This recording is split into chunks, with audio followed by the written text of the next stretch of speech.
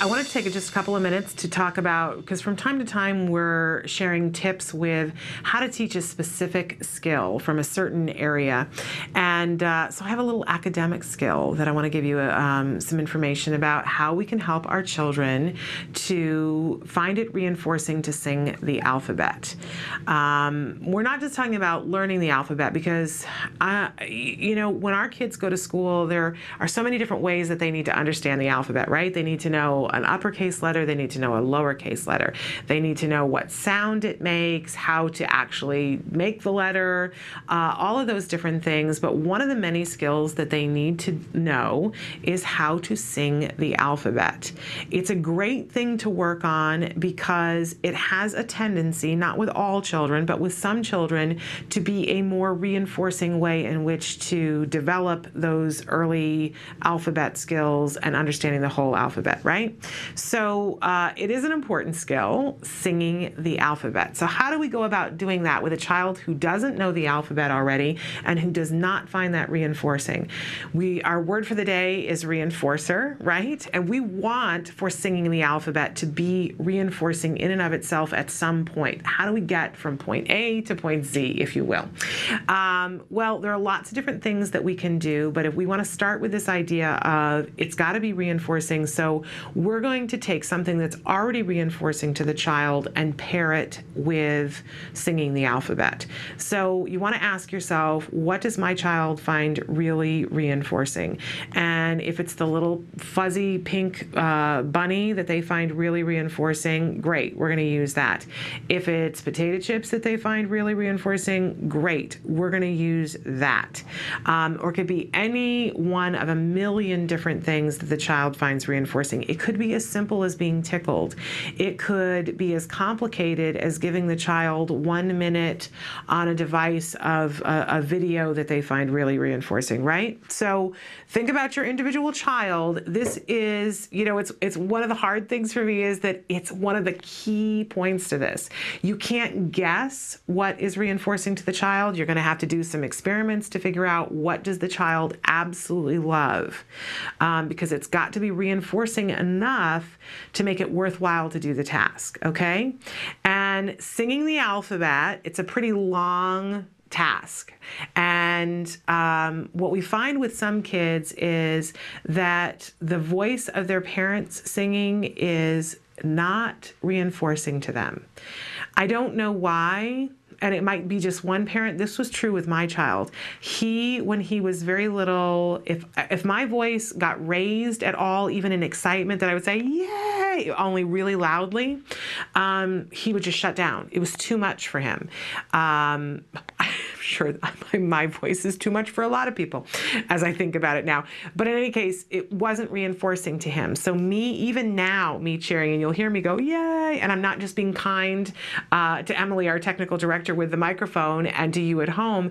I have now started, when I celebrate, I go, yay, because my son didn't like it when I was loud. Still, it's not his favorite thing. But he loves it when I sing now. When he was little, and I'm not the greatest singer, but if I sang something, it was over. He would shut down, cry, go away. I loved hearing that Celine Dion's son would cry and walk away when she would sing, because then I thought, okay, it's not just me. If Celine Dion's son cries and walks away when she sings, then this is a thing, right?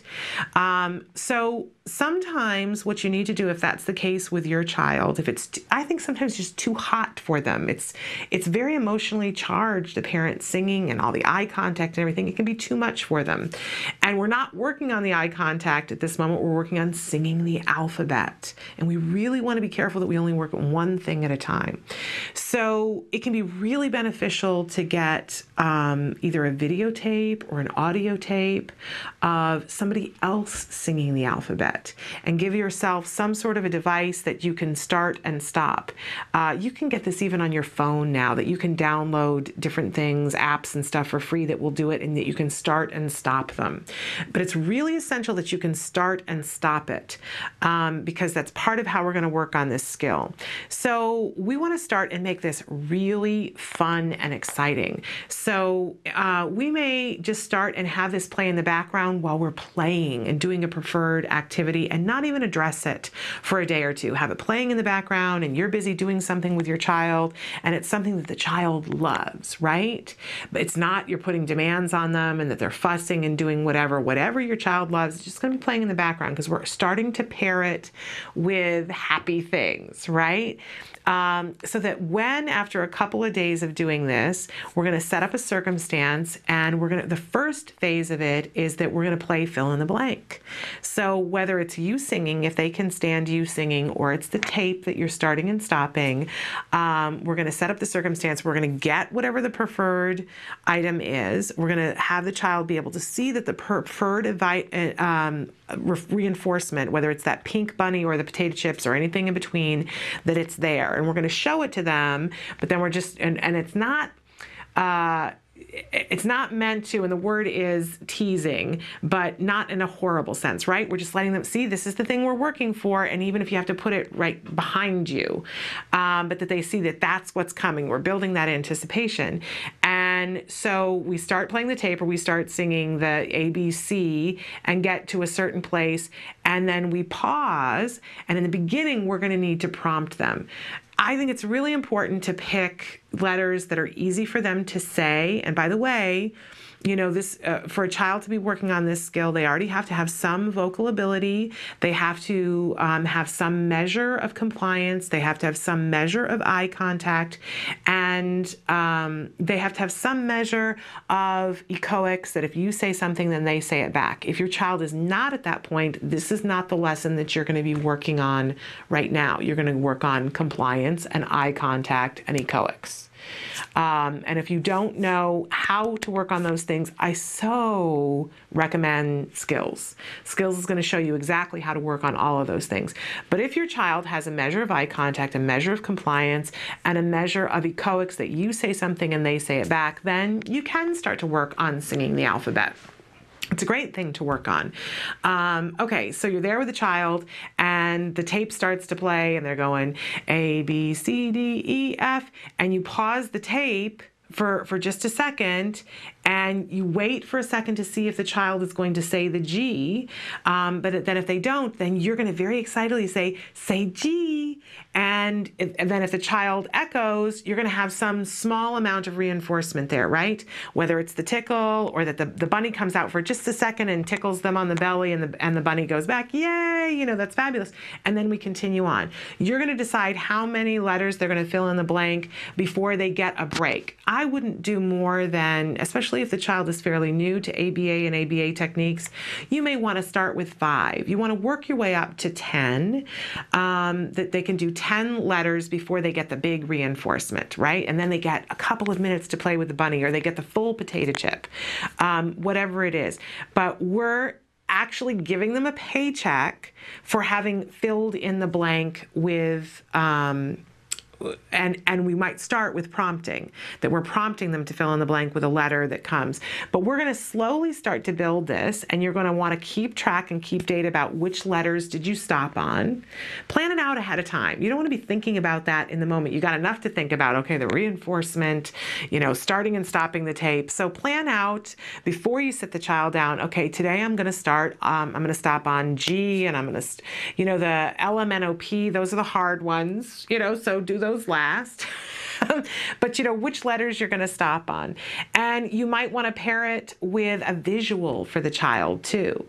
That as if, depending on how visual the child is, so you could have flashcards that as they're singing, you could be going A, B, C, and you're stopping and it's got the G on it there. And so you're holding it up for the child to see, and the child says G, yay! You know what you're doing there too. You're teaching them to recognize visually the letter, not just orally. Great way to be able to do that as well. And we see that for some kids, having that visual makes all the difference in the world. So another great thing that you can do.